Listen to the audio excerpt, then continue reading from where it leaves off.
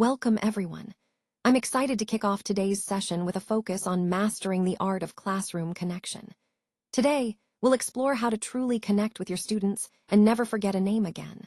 We'll cover practical strategies to build stronger relationships, boost engagement, and create a positive learning environment. So, let's dive in and discover how small changes can make a big difference. Helping students work better is obviously our goal, and one simple way to do that is by showing you're genuinely interested in them. When you acknowledge each person, it creates a connection that can really boost engagement. Knowing students' names is so powerful. It turns what might feel like a sea of anonymous faces into a group of valued individuals.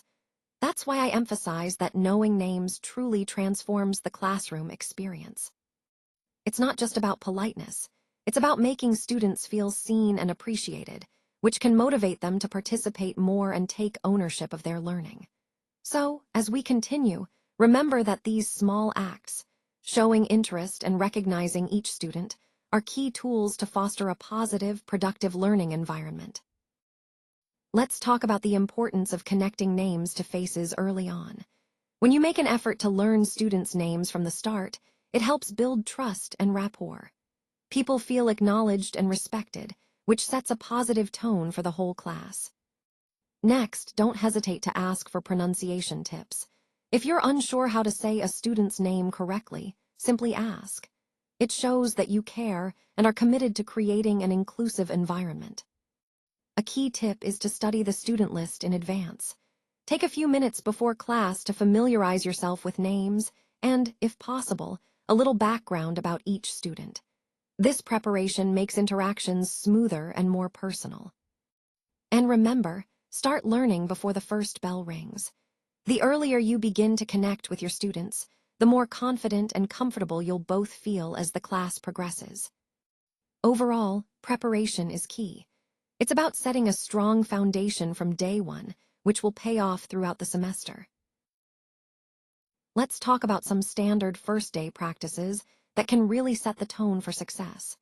One simple but effective idea is using sticky labels for easy identification. This helps everyone learn names quickly and reduces confusion.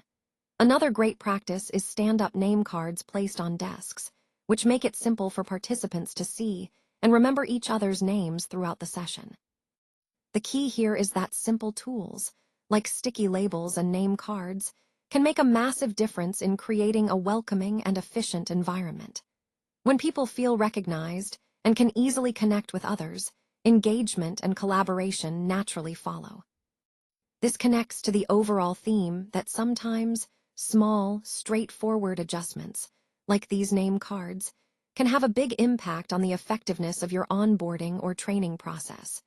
It's all about making people feel seen and making interactions smoother right from day one. Now, let's explore how to make our memory tricks more effective by connecting visuals to names. When you meet someone new, instead of just trying to memorize their name in isolation, try to associate their name with a visual image. For example, if someone's name is Rose, picture a rose flower whenever you think of them. This creates a stronger, more memorable link. Next, using diagrams to represent personality traits can be really helpful. Think of a simple chart or a mind map that shows different aspects of someone's personality. This visual aid helps reinforce your understanding and recall of their character. Another fun tip is to draw a hobby or a favorite food of the person you're trying to remember. If you know someone loves pizza, drawing a slice or a whole pizza next to their name makes the connection more vivid and personal. The core idea here is to personalize labels, whether it's a name, trait, or interest, to boost your memory. When you add a personal touch or a creative element, it becomes easier to recall the information later. And speaking of creativity, I encourage you to get really inventive with your labels. Use humor, colors, or unusual images, anything that makes the connections stick in your mind. This approach turns a simple memory task into a fun, engaging activity that enhances retention and makes learning much more enjoyable.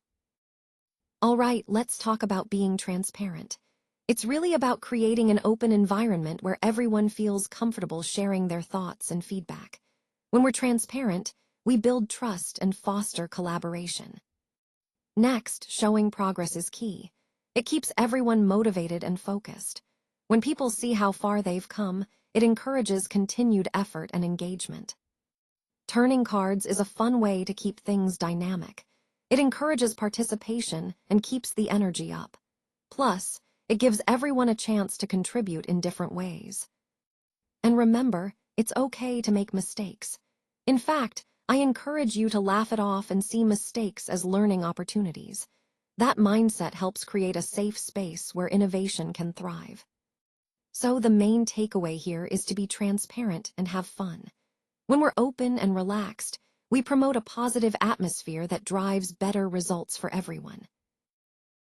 Let's take a closer look at today's slide. Think of this as your cheat sheet for managing room logistics. First, I recommend writing down the names of your attendees and their seats. This helps you quickly identify everyone and keeps things running smoothly.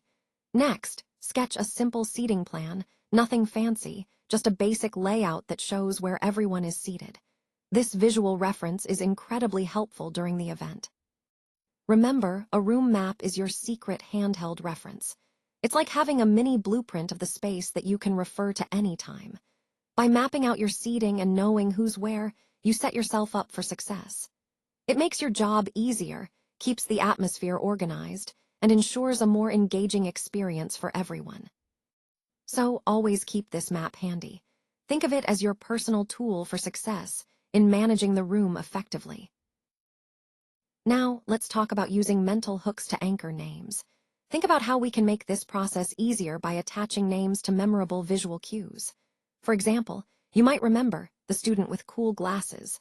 That distinctive look helps solidify their name in your mind. Or perhaps you recall the one with the green bag, a unique trait that makes them stand out. The key here is to attach each person's name to these vivid, memorable visual cues. This way, instead of trying to remember a generic face and name, you're linking their identity to something specific and visual. Remember, these traits don't have to be obvious.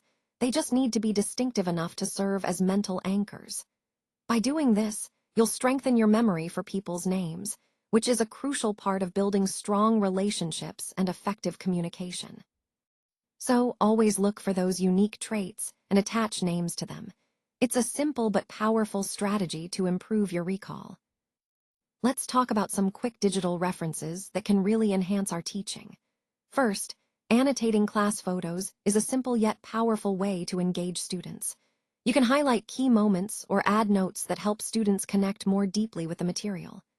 Next, creating a photo poster is a fantastic visual tool. It's a great way to showcase student work or important concepts in a way that's eye-catching and memorable. Remember, the idea here is to use photos to bridge the gap, whether it's between students and the content or between different ideas within your lesson. Going digital and visual isn't just about making things look nice. It's about making learning more accessible, engaging, and meaningful. So, I encourage you to incorporate these quick digital references into your routines. They can truly transform your classroom experience. Now, let's talk about how you can really reinforce your pronunciation skills through practice. First, I recommend recording yourself and practicing at home. This way, you can listen back to identify areas for improvement and track your progress over time. Next, don't hesitate to ask for sounds and syllables that challenge you. Seeking feedback is a great way to catch mistakes early and improve faster. It's also important to remember not to give up on difficult names or words. They may seem tricky at first, but with patience and repeated practice, they become easier. As I always say, effort shows respect and builds trust, both for yourself and others. When you put in the effort to master pronunciation, you're demonstrating your commitment and professionalism. Finally, be proactive in mastering pronunciations. Practice consistently and focus on the sounds that are most challenging for you. The more you practice, the more confident you'll become, and these efforts will pay off in clearer, more effective communication. All right, let's talk about making learning fun for the whole class. One effective way is through bingo, which is not only engaging but also a great way to reinforce vocabulary and concepts. Then, we have mnemonics like Jolly Jim, which can help students remember tricky information by associating it with a fun or memorable phrase. Anagrams, or scrambled letters, are another fantastic tool to challenge students' thinking and improve their word skills.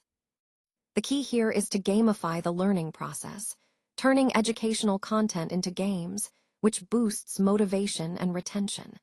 And one of the most interactive methods I recommend is using name games. These involve students actively participating, making the experience more memorable and personalized. All these strategies, bingo, mnemonics, anagrams, gamification, and interactive name games, are designed to create a lively, engaging classroom environment. They not only make learning enjoyable, but also deepen understanding by encouraging active participation. Remember, the goal is to connect these fun activities to your overall teaching theme, making lessons both effective and enjoyable for everyone. Start today for a better classroom. This is really about taking immediate steps to improve our learning environment. When we begin now, we set the stage for more engaged and connected students. How well do your students know each other? Building that familiarity creates a sense of community, trust, and openness. It helps students feel safe to participate and share. Which technique will you try tomorrow? Think about one of the methods we've discussed, maybe a quick icebreaker or a collaborative activity that you can implement right away to see quick results. Name learning is the foundation of management. This reminds us that understanding each other's names and backgrounds is the first step toward effective classroom management and fostering a positive atmosphere. So, as we wrap up, I encourage you to reflect on what you've learned today. Take these ideas, implement them, and watch how your classroom transforms. Remember, small actions today can lead to big improvements tomorrow.